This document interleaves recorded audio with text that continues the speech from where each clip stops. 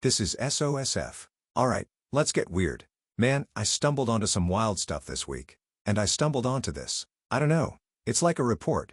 Some deep dive into this feeling a lot of people have. This feeling that something changed. That the culture just feels different now. We talk about it all the time, right? People are always nostalgic for the 90s. The music, the movies, the whole vibe. And it's easy to just write that off as, you're just getting old.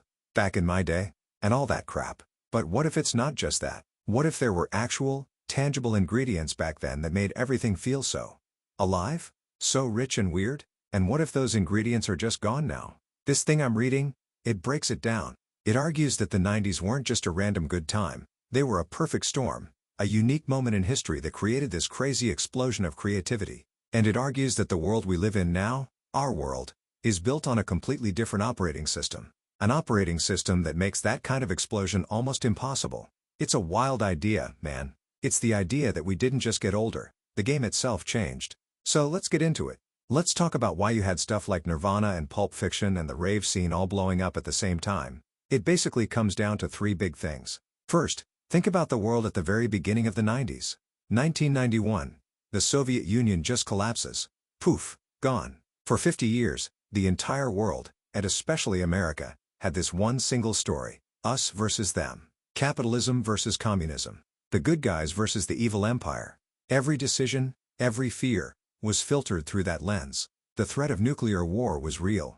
Man, kids were doing duck and cover drills. It was this giant, dark cloud hanging over everything. And then, almost overnight, the cloud just vanished. The big bad guy was gone. The world just exhaled. This one writer, Francis Fukuyama, famously called it the end of history. Not that things would stop happening, but that the big questions had been answered. We'd figured it out. The struggle was over. Think about what that does to people's psychology. When you don't have this massive, existential enemy to focus on, what do?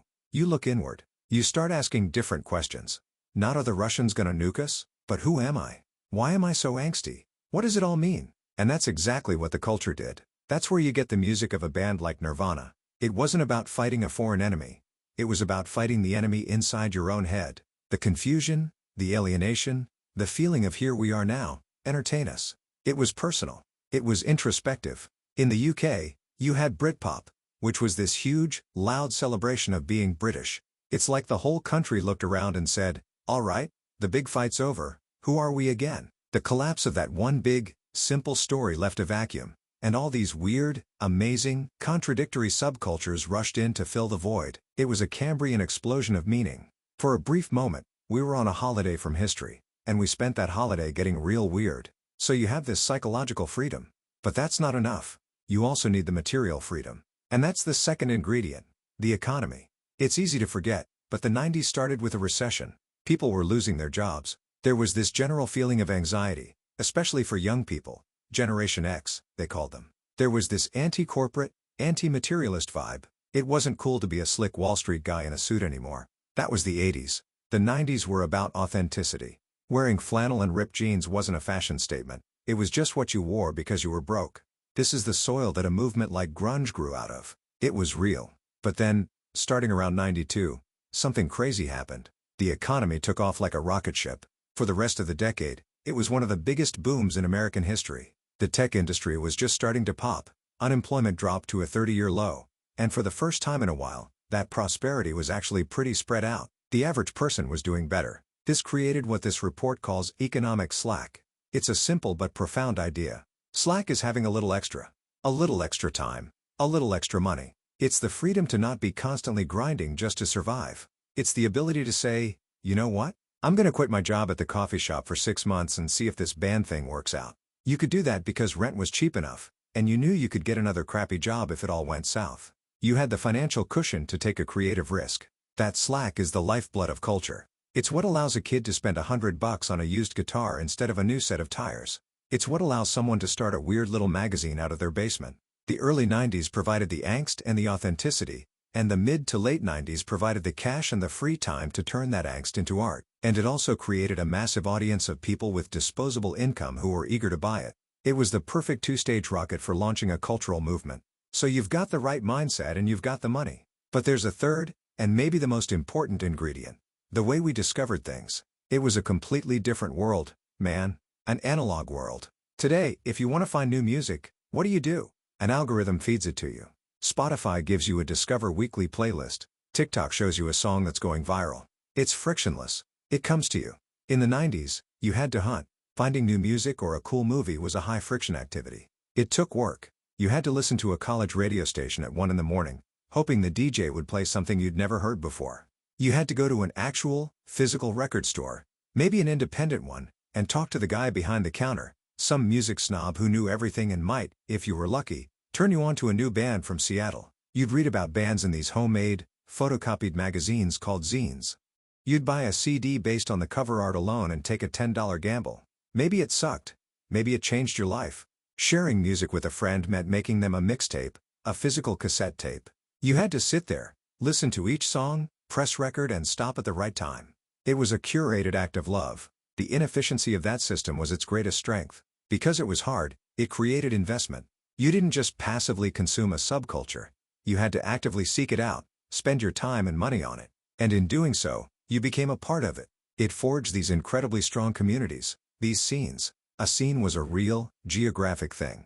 The Seattle sound came from Seattle because a bunch of people were all in the same place, going to the same bars, playing in each other's bands, influencing each other. Culture moved slowly. It had time to marinate, to develop an identity and a set of rules before it got exposed to the rest of the world. Think of it like this. Today's culture is like having a food delivery app.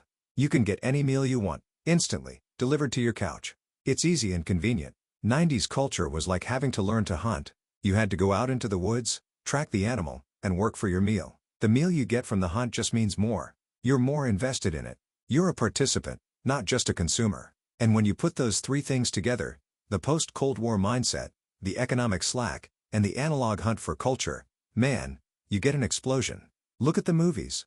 Hollywood was busy making big, dumb blockbusters. So you had this whole generation of filmmakers who started making small, weird, personal movies on the cheap. The Big Bang was this film called Sex, Lies, and Videotape.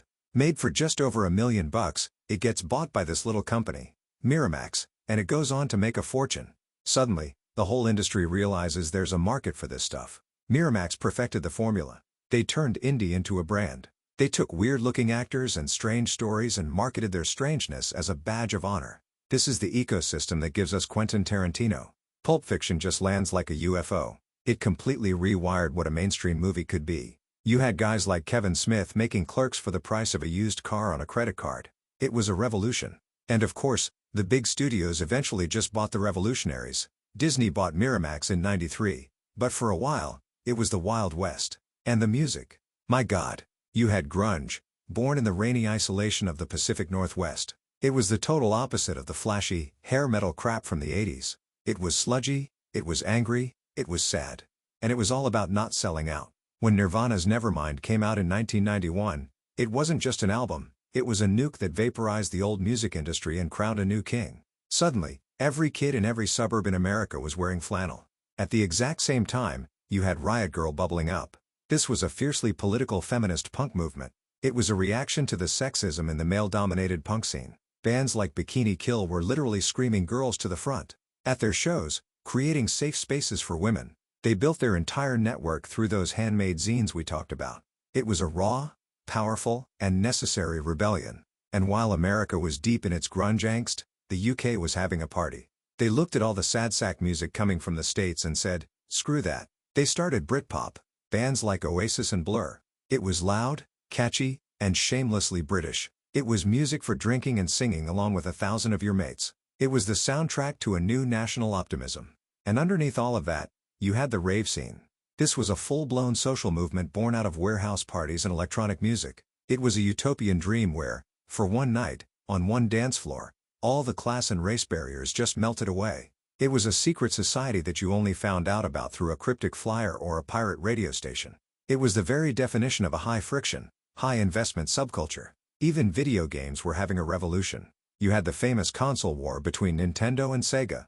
Sega marketed its Genesis console to older kids with the slogan "Genesis does what Nintendo don't." It was all about attitude, but the real game changer was the leap to 3D. When the Sony PlayStation and the Nintendo 64 came out, it was like going from a black and white photo to an IMAX movie. Playing Super Mario 64 for the first time. It broke your brain. You weren't just moving left and right on a flat screen anymore. You could explore a fully realized 3D world in any direction you wanted. It created a whole new language for an entire medium. So, what the hell happened?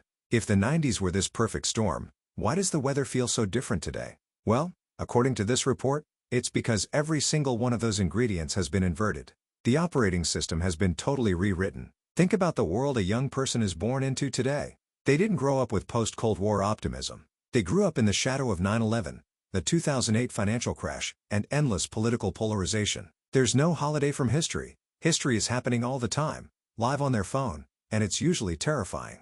The big, unifying story isn't over. Instead, we have 1,000 competing, angry stories. Culture isn't a fun escape anymore. It's another battlefield in the culture wars. And the economic slack? It's gone. Completely gone. Young people today are drowning in student debt. The cost of living is insane. They're working precarious gig economy jobs with no security. The idea of quitting your job to start a band is a laughable luxury. You're not thinking about creative risk, you're thinking about how to make rent next month. The financial pressure to be constantly hustling kills the kind of idle, non-commercial creativity that defined the 90s. There is no slack, there is only the grind. And finally, the biggest change of all, the hunt is over. We live in the age of the algorithm. The algorithm is the new gatekeeper. It's the DJ, it's the record store clerk, it's the zine editor, all rolled into one. But it doesn't have taste, and it doesn't want to challenge you. Its only goal is to maximize your engagement, to keep you watching, keep you scrolling, keep you listening. It does this by creating what they call filter bubbles. It learns what you like, and it feeds you an endless, predictable stream of more of the same. The joy of stumbling onto something by accident, that serendipity that was the magic of the analog world, is being engineered out of existence. It's a taste tautology. You like what you like, so here's more of what you like. The logic of the algorithm is the exact opposite of the logic of a subculture. A subculture is about a collective identity, a shared experience. The algorithm is about a personalized experience. My For You page is different from your For You page. It atomizes the audience. We're all in our own little curated worlds. This is why we don't have subcultures anymore. We have aesthetics. Think about it. On a platform like TikTok, a whole aesthetic, cottagecore, clean girl, mob wife can be born, peak, and die in the span of 3 weeks. They're called microtrends. They are fleeting, disposable styles. You don't invest in them. You don't build an identity around them. You buy the starter pack from a fast fashion website. You make a few videos for the algorithm, and then you move on to the next one. It's a culture of rapid, surface-level consumption, completely stripped of context or history. And this leads to maybe the most profound shift. In the 90s, the ultimate sin for an artist was selling out, compromising your vision for money. It was the thing everyone was terrified of. Kurt Cobain was famously tortured by his own success. Today, selling out is the business plan. We call it the creator economy. An artist isn't an artist anymore. They're an entrepreneur, a brand. The goal isn't to create an authentic work of art and then figure out how to get it to people. The goal is to create content that is optimized for the algorithm, build a following, and then monetize that following through brand deals and sponsored posts. The lines between underground and mainstream have been completely erased, because the underground is just content on TikTok or YouTube that hasn't gone viral yet. Everyone is playing on the same field, by the same algorithmic rules. Even our big-budget entertainment has changed. The 90s still had risky, original blockbusters. Now, it's all about the franchise, the cinematic universe. It's less about telling a standalone story and more about extending a brand. It creates this powerful center of gravity that makes it harder for truly original things to break through. So, where does that leave us? It's easy to listen to all this and think, man, things are so much worse now. But it's not that simple. And that's the most interesting part of this whole thing. It's not about saying the 90s were better. We can't forget that the decade had huge problems: racism, sexism, homophobia. That optimism was mostly for a privileged few. The point isn't to be nostalgic. The point is to understand that culture isn't magic. It's a plant, and it needs a specific kind of soil, a specific amount of water and sunlight, to grow. The 90s was a historical greenhouse that had the perfect, unrepeatable conditions for a certain kind of weird and wonderful flower to bloom. We're not in that greenhouse anymore. We're in a different one. A vast, global, digital greenhouse with a completely different climate. The kids today aren't less creative. They're just trying to grow in a different kind of soil, under a different kind of sun. And they're growing new, strange things that we're probably too old to fully understand. The comparison isn't between two generations' creativity, but between two completely different cultural operating systems. We're comparing a vinyl record to a Spotify stream. They both play music, but the experience, the meaning, and the connection they create are worlds apart. And that leaves me with one final, crazy thought to chew on. The algorithm is designed to give us exactly what we want, right? It learns our desires, our impulses, our secret tastes, maybe better than we know them ourselves. So here's the brain bender. What if this new world, this world of micro-trends, creator economies, and personalized feeds, isn't a degradation of culture? What if this is what human culture actually looks like when you remove all the friction? What if the struggle and the gatekeepers and the slow pace of the 90s wasn't a feature, but a bug? What if we are just now, for the first time in history, getting the culture we truly want, an endless, personalized, and perfectly disposable stream of moments, tailored just for us? Are we losing something essential about what it means to build a community and an identity, or are we just finally getting exactly what we asked for? Think about that. See you next time.